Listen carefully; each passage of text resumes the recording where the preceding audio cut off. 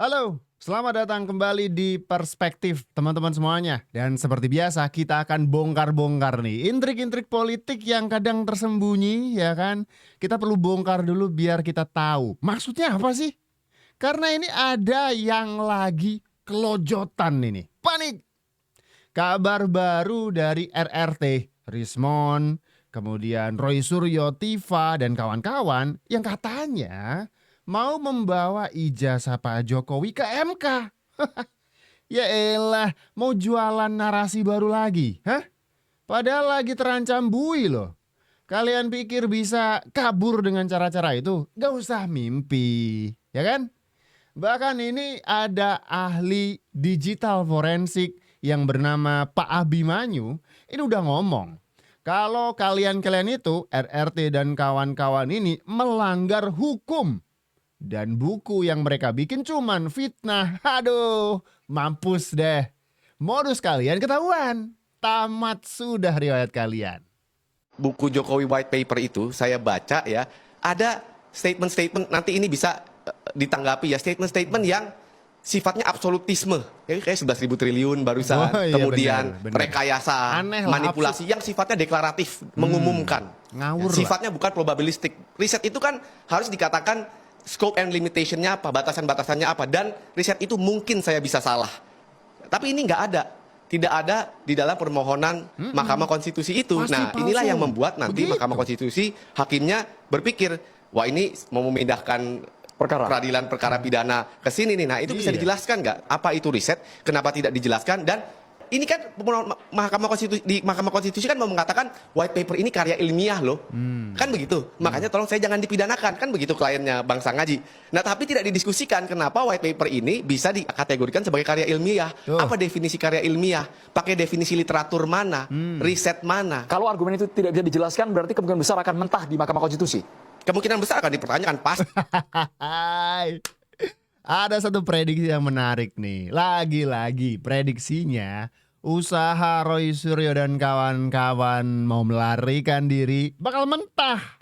Mentok. Cuma yang saya pertanyakan adalah seberapa berhaknya. Dalam arti begini, ya.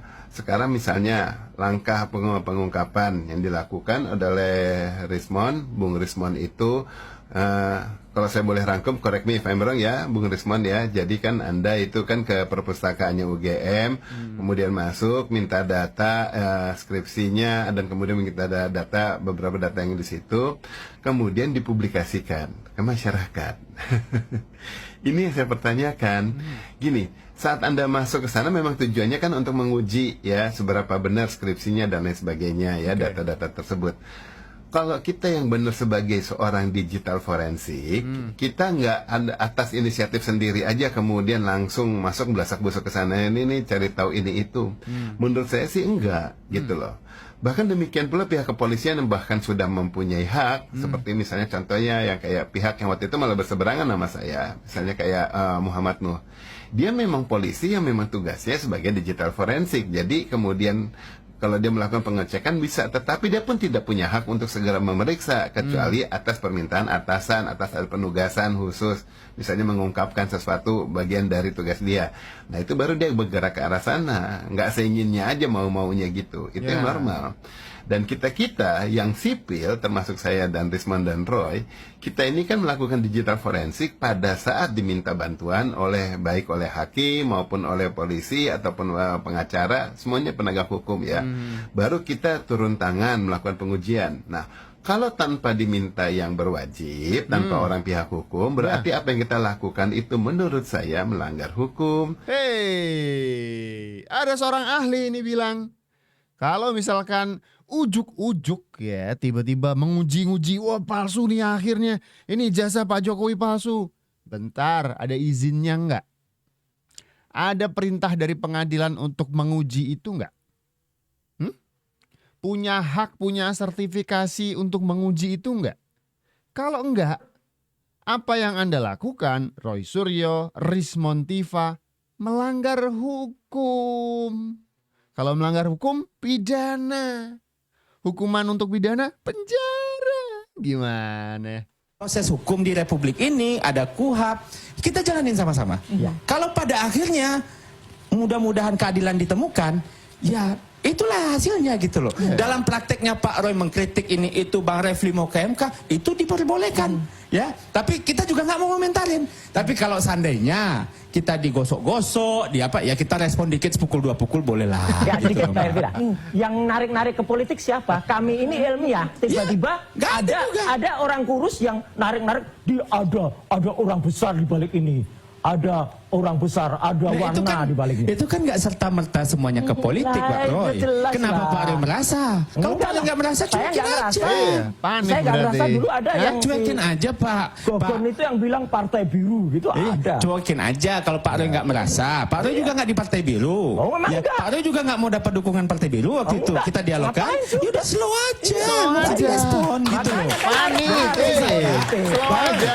Udahlah Pak, fokus aja ke Kan ada proses hukum ini. ketakutan, Pak. Ada Ya, yang ketakutan narik-narik ke politik, Mas. di Nggak saya. ada Pak. Pak, ini nggak akan memenangkan pemilu Pak. Yang memenangkan pemilu struktur Ya memang nggak partai, akan menang. kampanye, ini akan itu. nyungsep itu. Hah? Gajah itu akan nyungsep Iya, nanti. Bapak kan pengennya begitu, tapi kan Iya. kita nggak pengen begitu. Oh iya, Karena silakan. kita bertarung di sini Silakan. berjuang. Nggak datang ke sidang, tapi mau datang ke 7.000 tempat. efek itu sangat Apa? kuat. Iya nggak apa-apa.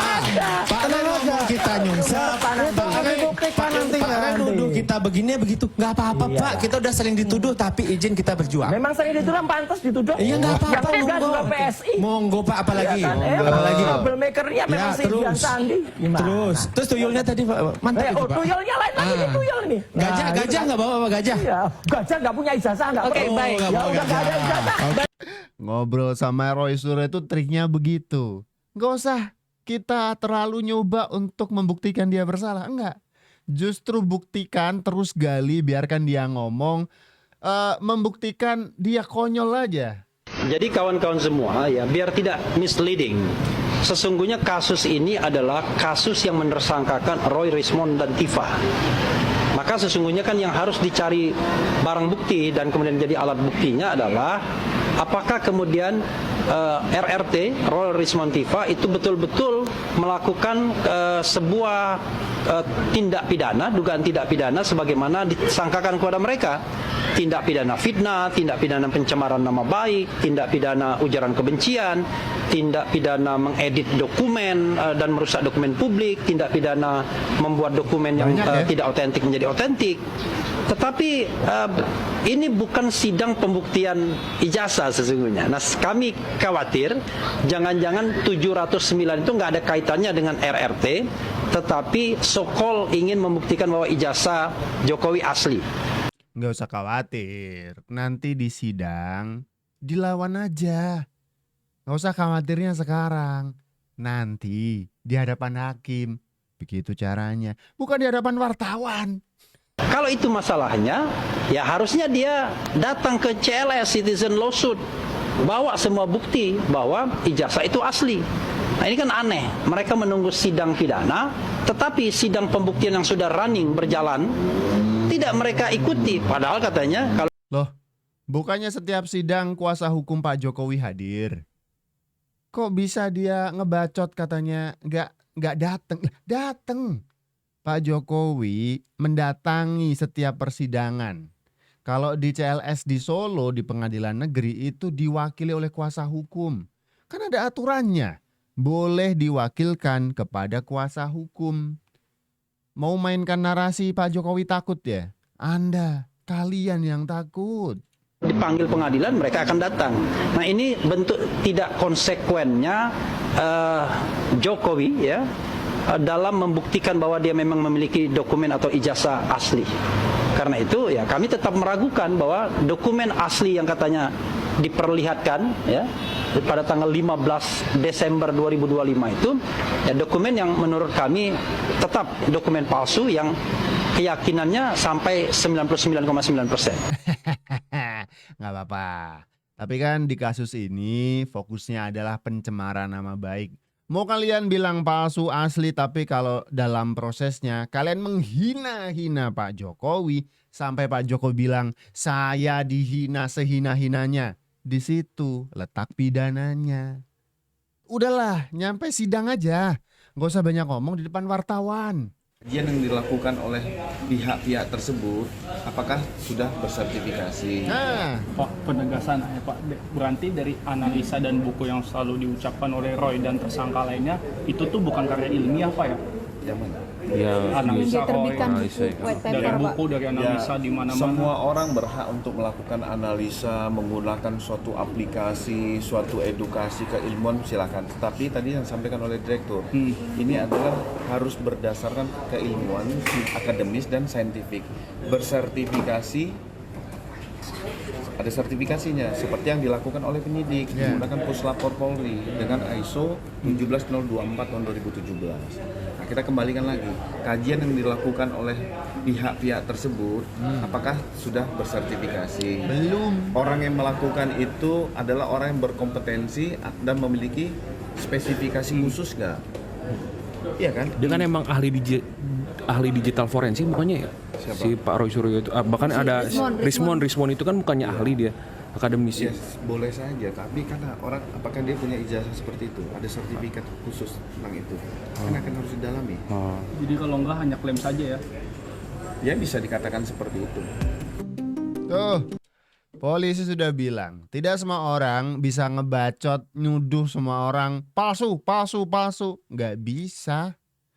Ah, nganggur nih, nuduh ijazah orang lain palsu, nggak bisa. Kerapaan, hobi. Hobinya nuduh ijazah orang lain palsu. Nggak bisa kayak gitu. Semua ada aturan mainnya. Makanya Rismon, makanya Roy Suryo, makanya Tifa, nggak usah ngebacot nanti kena malu. Bukan cuman kena malu kan, sekarang berkas kalian bakal dilimpahkan ke pengadilan untuk disidangkan. Tersangka kan kalian, makanya semua itu ada aturan mainnya. Kalau seenak udel kalian sendiri, jadi tersangka kan, penjara juga kan. Nah, yang repot siapa? Kalian sendiri. Dumatno Budi Utomo. Sore Mas, apa kabar Mas Dumatno? Selamat sore Mas Andi, alhamdulillah baik. Ya alhamdulillah hari ini kita ya ngopi-ngopi bareng lah. Yang tidak lama juga nggak ketemu nih dengan Mas Dumatno. Gimana situasi Mas? Alhamdulillah, yes. Bisnis bagaimana? Terus keluarga bagaimana? Ya alhamdulillah lah. Kita selalu bersyukur dengan rahmat Allah yang luar biasa, masih berikan kesehatan. Ya masih berjalan sesuai apa yang memang menjadi keinginan kita dalam hal ya kan bisnis segala macam lah, insya Allah. Berkah. Iya Mas, sekarang ini kita ini agak panas-panas juga ini kan. Perkembangan politik apalagi gitu. Ya luar biasa sekali, sekarang sudah merembet kemana-mana. Tapi yang jelas kan kita berdoalah sama-sama bahwasanya semua permasalahan-permasalahan di Republik ini bisa dapat segera diselesaikan dengan baik gitu. Amin, amin. Terakhir ketemu dengan Pak Jokowi kapan Mas? Sudah lama Mas. Udah lama ya? Oh iya. Nah, terus gimana rencananya nih ke depan nih Mas? Apakah ada informasi yang bagus buat teman-teman ini?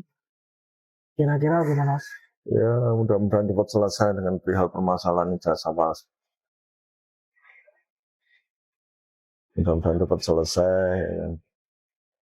Apa yang sesuai ya kan, dengan apa yang menjadi ketentuan di bangsa ini ya diikutin aja. Ya. Tapi yang jelas yang apa saya lakukan pada saat itu setelah ketemu Mas Dumatno mengenai foto itu yang saya gambarkan itu adalah benar adanya Mas. Terus nanti kan ada jawaban nanti di situ. Tapi kan kalau kita lihat ya apa yang dikatakan Mas Dumatno juga itu kan gitu. Kenyataannya kan jelas gitu lah. Maksudnya apa yang dilakukan oleh mereka itu ya memang sangat di luar akal kewarasan kita lah untuk itu. Tapi memang ketika Mas Dumatno ini dibicarakan terus orang banyak masyarakat ini jadi penasaran gitu loh. Nah, kalau saya mah santai aja Mas, nggak terlalu saya itu yang jadi itu saya ini kenapa ya beliau yang notabene ini ya terlalu sabar. Pak Jokowi ini terlalu sabar masih gitu. Ini dia pengakuan dari Dumatno, orang yang difitnah. Katanya fotonya dicuri sama Pak Jokowi buat ditempel di ijazah beliau. Ini malah justru bilang, Pak Jokowi terlalu sabar ngadepin Roy Suryo Rismon, Tifa dan kawan-kawan. Kalau orang lain udah digiles-giles mereka bertiga ya kan. Ini udah bilang nih. Jadi kalau bisa saya simpulkan nanti di persidangan, habis RRT ini habis. Nangis-nangis di sidang nanti pasti. Komentar kalian silakan tulis di kolom komentar deh.